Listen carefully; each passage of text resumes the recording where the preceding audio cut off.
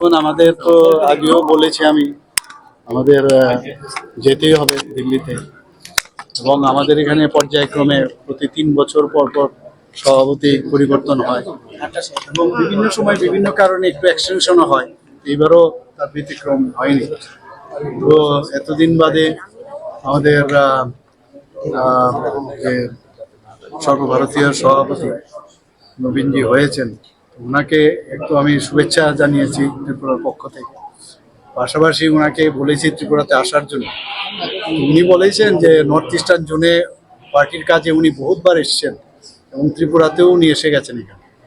আমি বললাম যে সেটা ছিল যে দায়িত্বে আপনি ছিলেন, এখন তো আপনি সর্বভারতীয় আমাদের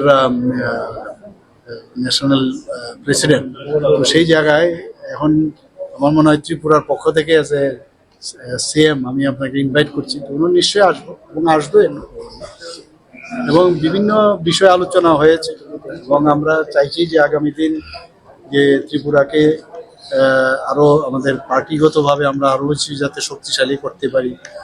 তো সেসব বিষয় নিয়েও মানে এত সময় তো ছিল না, কিন্তু মোটামুটি একবার যখন প্রথম আমি ওনার বাড়িতে যাই, সেখানে আলোচনা হয়েছে। তো কিছু মার্গদর্শন উনি দিয়েছেন। আপনারা দেখেছেন মাননীয় প্রধানমন্ত্রী জি কালকে ওনাকে নিয়ে কি বলেছেন আপনারা সবাই জানেন। যে আমাদের কাছে এখন সর্বভারতীয় সভাপতি, ওনার গাইডলাইন্সে পার্টিও চলবে, এবং আমাদের পার্টির হয়ে যেভাবে আমাদের সরকার চলছে, দুটোর মধ্যে তাল মিলিয়ে কিভাবে এই রাষ্ট্র নির্মাণ করা যায় এবং কার্যকর্তা নির্মাণ করা যায়, সেই দিকে আমাদের মেইন উদ্দেশ্য। প্রাইম মিনিস্টার 23 তারিখ বললেন যে উনি আসছে।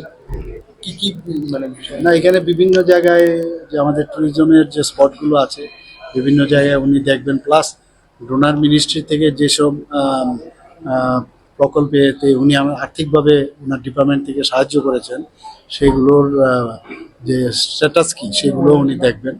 তো এরকম এবং কয়েকটা প্রকল্প উনি হয়তো উদ্বোধন করবেন, সেরকমভাবেই বলা হয়েছে।